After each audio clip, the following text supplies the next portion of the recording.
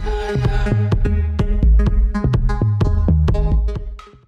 you for joining us today with Gray Area, where our mission is to connect house music fans across the globe. My name is John Cameron, and I'm meeting with LOVRA today. LOVRA, how are you doing? Hi, how are you doing? I'm good.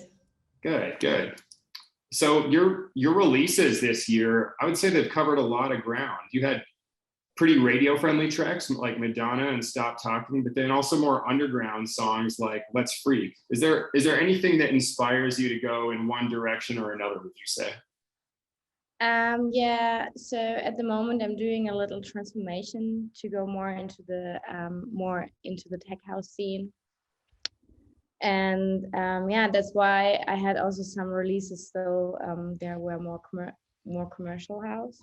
I see. But yeah, but now my new tunes coming out very soon. They're really more tech house, and yeah, I can't wait.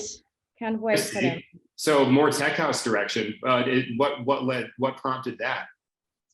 Yeah, it's more in the direction, like, I don't know, what can I say, like Dom Dollar, for example. Okay. In this kind of style, yeah. I see. And I think a common thread tying together a lot of your music is that there's a lot of kind of 90s influence in it.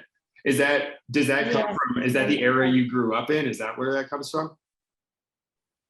Yeah, in the 2000s, and I also made in the last few weeks some tracks and got really inspired by the 2000 German techno and trance anthems, and I took them and put it together with my tech house style, and it's actually something really fresh, and everybody knows, but at the same time it's super fresh, and yeah.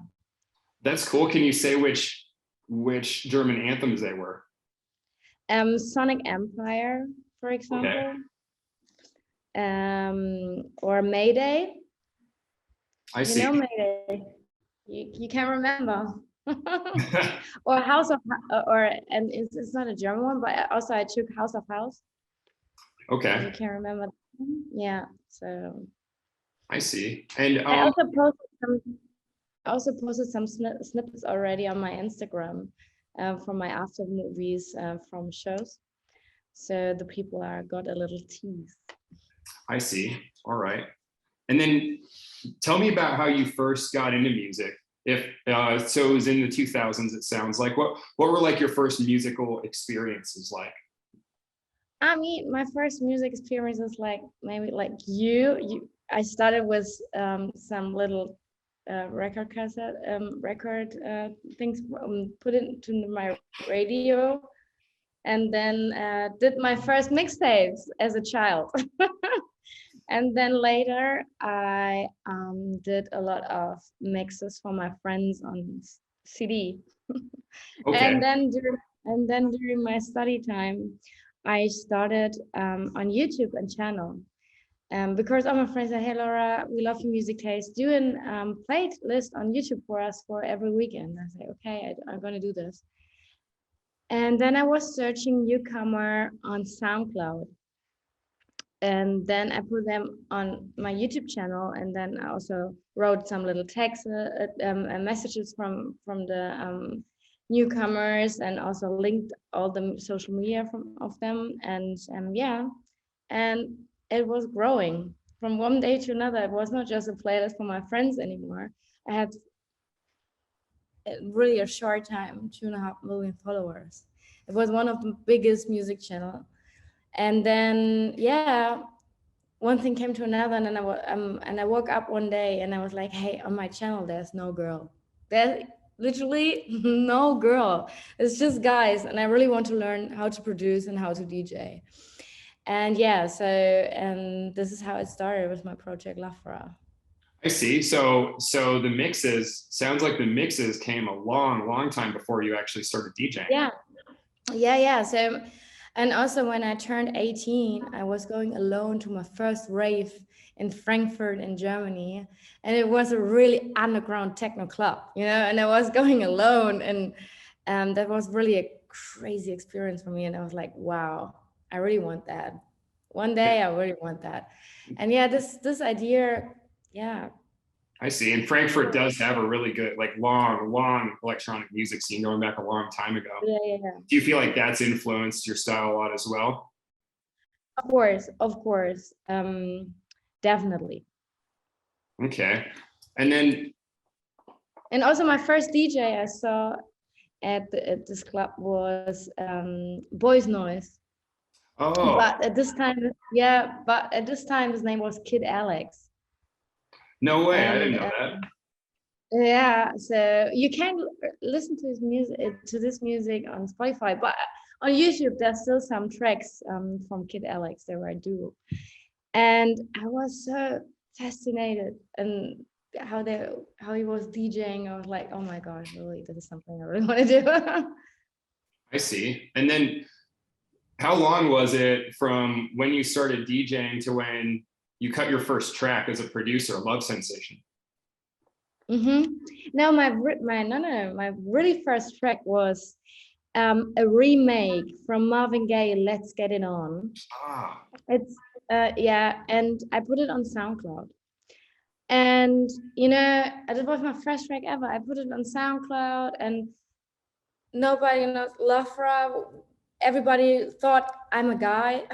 So, and then I remember I was in New York just for some off days, and then I got a call like, Laura, what the fuck? Your track is going viral. You have almost 2 million plays on this track after 3 or 4 weeks. And I was like, what the fuck? So, and then after a few days, the track was not on SoundCloud anymore. And I was like, fuck. oh, because of copyright. Yeah. And then I got an email and I was like, oh my gosh, that will be a billion dollar thing. But and Universal LA was texting me an email and was like, hey, LOVRA, it's really a sick track, but you know, this is not allowed. And yeah, so, but the last sentence was, but we love this track so much. You get the rights, no money, but we bring it out. And I was like, yay. So this was my first release, was Universal Los Angeles. And I also was flying to LA and visit the guys in the office. And, you know, that was for me, wow, mind blowing. That was mental. What year was that? What year did that happen? Sorry? What year did that happen? That they were going to release it? I mean, just the Marvin Gaye, like what year did you release the Marvin Gaye remake that went viral and started that controversy? Yes, it was really something, you know. I can send it to you over. You can find it on Spotify as well. Oh, okay. It is on Spotify. I see. It's on Spotify, but you have to type it. You have to say LOVRA, Let's Get It On, or Marvin Gaye remix, something like that. And yeah, it's classic remix from Universal's blah blah blah. But yeah, so and this was the start. And then I produced Love Sensation. I see. And Love Sensation was really something, you know, it really came straight out of my heart. I really remember how many hours I was sitting on this track. And then I had a friend back in the days. He had a really small label in Germany called Emma. And it's not there anymore, but he said, hey, yeah, Laura, if you want, I can release it. And then it's up and it's on Beatport and Spotify, and you have your first track there. And I was like, yeah, nice, let's do this. And still is one of my strongest tracks. Yeah. And also this year when I was in Ibiza, I was in the city, was eating ice cream, and in the ice cream shop, they were listening to Love Sensation. I was like, oh, sick still. About that, that's longevity for sure. And yeah, and your style has changed a lot in the 8 years that have passed since you wrote that song, though. Yeah. Are there certain releases that in that time span that you'd consider to be milestones? Like maybe they were a big turning point for you, maybe in your sound, maybe in your career, or maybe just personally? Yeah, I can tell you why. Because at the beginning, then after Love Sensation, Ministry of Sound London found me on SoundCloud, and they were also emailing me, and I was like, "What the hell is going on here?"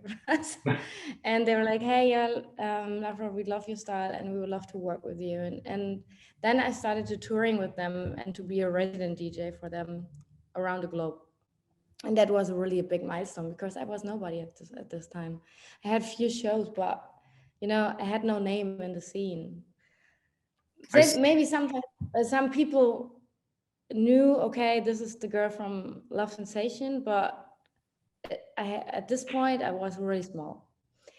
And then 2017, I was in Ibiza and I met David Guetta at Pasha. And then, yeah, we had a really good connection. Then I also had the chance to play for him for Fuck Me, I'm Famous at Pasha. And then, yeah, it was really good. And then I was resident DJ for him at Ushuaia, Ibiza, 2018 and 19. Every Monday, I was playing for him. And of course, that was also a big influence for me, at this time. And that's why also I signed at Sony Music at this time. And yeah, I was more commercial at this time, that's for sure. But I I made a split between commercial and underground in my sets, because for me, the dynamic between both sides was really something unique for me because the people at the end love both and I also feel it more. And then slowly it came to more underground, and in Corona I decided to make a change, and yeah, so slowly I going see. there. So it was during the pandemic that you decided you wanted to lean a little bit more into the underground. Yes, exactly. I also have shows here in Berlin, and as you know, Berlin is the techno home city. And I also play here techno. And yeah, so and then I really feel the higher BPMs, but I also love my vocals, and that's why for me this tech house is really something. It's coming straight out of my heart. That's why I'm really happy to go there right now. I see. So it's kind of like the direction you're moving is kind of like the middle ground between some of your more vocal stuff and then some of the more underground techno that you play in Berlin. Exactly. I mean, as you can see, Fisher, Dom Dollar, Biscuit, or all these guys and all these names are doing actually the same. So, That's true. and it Yeah, works. that's And true. it works. The people love it. They love it. Everybody loves it. So, So, yeah. so you said that David Guetta had kind of a big influence on you, the time that you toured with him, the time that you opened for him, things like that. Has working with him also, other than, I suppose you said that Sony signed you around that time. Would you say that it's opened other doors for you as well? Of course, of course, then everybody was interested in LOVRA. Who's that girl? Who's that German girl who's opening for David Guetta and is going with him on world tour? Of course, it was a big thing, and yeah, it was a big door opener for have shows around the world, of course. And I'm so grateful and for this time, and it was really the time of my life to play in Ibiza for him, I and also see. the world tour. Do you have any plans to do anything with him in the future? Actually, maybe um, I I don't know. He's also changing. He's also not that commercial anymore. So True. never say never. I'm open for everything. So, but this year I played in Ibiza for Claptown. So yeah, so that was also a really nice thing to play for Claptown at Pasha. I see. And then, so you've mentioned in the past that you wrote a lot of music during the downtime because of the pandemic and everything like that. Other than writing music, were there any other big things that you did to kind of occupy your time that you feel made you come out on top when when nightlife resumed? Yeah, I mean, that was a really tough time. So at the beginning, everybody was like, "Oh, let's go to the studio, let's make some hits." But at the end, everybody have to really, really have to calm down for a moment because it was a really intense time. Huh? But I was a lot in the studio, and I was a lot talking to my team. So how I can do this change. I started also with some podcasts with some other DJs. And yeah, for me, it's never an opportunity to stay still. It's never like this. So I really try to do also a lot of um, live streams. But it was weird at the beginning, you know, to do live streams, to be Yeah, in front of the camera, like, yeah, nobody was there, just my cat. And so, yeah, that was funny. But yeah, I survived, and we all survived. And now I'm happy that I had a really good, busy summer. that's good. Have you kept up with the live streams at all now that everything's resumed, or has it just been kind of pivoting back to like actual in-person gigs? Just in personal gigs. That makes sense. Thank you. Just in personal gig. Thank you. Right. You know, as an artist, it's really important um, to have the response and feedback from the crowd. You know, if you do Yeah. your music and then you can see it in the face, and if they're freaking out, then you're like, yes, that is it. And if you're going on live stream, it's like, hello, I know you can't see me, but yeah, that's Right. really Right. There's just kind of a call and response dynamic that really isn't there. And yeah, it is. it goes without saying, it must have been a huge turning point in your career when you signed with Sony Music Germany. What Yeah. has anything changed since then? Has anything like the direction of your career changed since then at all? Yeah, music wise, yes, but now it also is coming to an end now. So a lot of new big things gonna happen after that chapter. It's about to get a new door open. And I can't say anything right now, but a new door is almost open for the new chapter. And I'm really excited for this. Oh wow. And then also hmm? So that's coming to an end then. Yes, and you know, I'm with them for a while now, and I think now it's time to move on and do some other stuff. And Okay.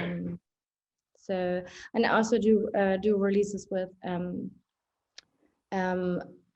underground labels. You know, I also did just this release on Two Room or Glasgow Underground, and we're discussing with some labels also in the US and yeah, more in UK. And yeah, so I want to be more international. I mean, I'm touring around the globe, but I want to be that the globe is my home forever. And Yeah. Okay, well, that's really exciting, but I won't press on that. Sounds like there's a lot you can talk about there. But you've played some major festivals. You played Tomorrowland, Melt, Perukaville. Tell me about some of your favorite moments at some of these bigger festivals. I have a lot of good moments. But I mean, you know, to be on this kind of stage is like it's like in a dream, you know. I'm also in my bubble when I'm on this kind of stages. I'm like, wow, it's like, and you're just there for a minute, and then the hour is over, and you're like, what the fuck? I want to play more. And the energy and the connection with the people. For example, at Tomorrowland, the people coming from all over the world with all their flags, and they're coming just to see you on stage. And also, the good thing is a lot of people coming to the stage and has no clue about you, and then they discover your music, and then you get messages like, "Oh, it was fantastic," and now I'm really happy to find your music. And this is something like, yeah, this makes me super happy. And the connection with the people is for me really something, the most important thing, you know, because without them we would not be able to have this kind of shows. And that's why for me is the community is really important thing. And also Perukaville. I mean, I love Perukaville. My Germans, you know, it's yeah, it's a home run. And yeah, I had a lot of the moments. Like, yeah. It's a good question actually. What was my favorite moment? But yeah, maybe Hard to you know, narrow it I'm not down, like right? there's one maybe at Tomorrowland. I jumped on my DJ booth, and I jumped on my DJ booth because I fell for it. I was like, okay, I have to go on the DJ booth and like, hey, and it was really something funny because I'm not doing this normally. Right, right. But yeah, this energy was really great. Yeah. I see. And then, so there's kind of an interesting thing that's been going on for a while. House music has been increasing there's been a lot of mainstream interest in house music at an increasing rate. Like several years ago, it was Fisher landing a track on, #1 on the Billboard Hot 100, or excuse me, Billboard Dance Club Songs. And now it's, Drake and Beyonce kind of dabbling in house music, Exactly. things like that. Exactly. Do you feel like this has been a benefit to you? Or do you feel like, are you concerned? Do you have any concerns about it? Like, how do you feel about this interesting trend that's going on? It's super interesting, but it also shows up that the people understand this music right now, because I feel like, okay, they're more open also for this music. It's back in the days it was sometimes like, yeah, you can't play in that club because yeah, it's too commercial, or you are too underground, or it was always something else. But now it's like I feel like the people and the promoter and the clubs are way more open, and they also try a little bit more, and this is a good thing, because of course there's techno. The scene is a word for themselves, but in this house and this commercial world is like, yeah, to be more open-minded. Yeah. I see. And is there another type of music that you sort of wish that you could play, but maybe it's not part of your brand, Like, is there something else that maybe some of your fans would have no idea that you were really into? Maybe hip hop. Maybe hip hop? Okay. Yeah, I love hip hop. I love What hip hop artists do you like? I mean, also the 90s and the 2000s. It's really, that's my thing. That's really my thing. You also can listen to my sets. Yeah, and R&B, maybe an R&B hip hop set. R&B set would be great. I love R&B. Yeah, so maybe that's a new thing. And then, is there anything else you think your fans would be surprised to learn about you? Any unexpected hobbies, anything like that? Sorry? Or do you have anything else about you that you think your fans would be surprised to learn about you? Any hobbies or anything like that? Yeah, I mean, I studied design and art, and I'm still drawing, and Okay. I also want, and so in really big style, actually, I'm doing really big paintings, and I'm thinking about to do an expedition next year, and also to show the world my art next year, finally. That's cool. And this is a thing I love. And I'm also, I don't know. But maybe this is a thing that's not everybody knows. Do you have a portfolio somewhere? I have a portfolio, of course, I do, and but I also want to do an Instagram page for that. I see. Where can people find the portfolio, or is it online?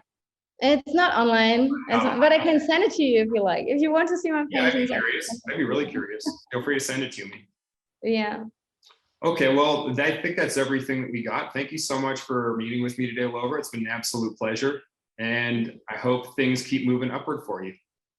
Yeah, thank you so much. It was a pleasure, and I hope to see you soon as well, and to take over the US.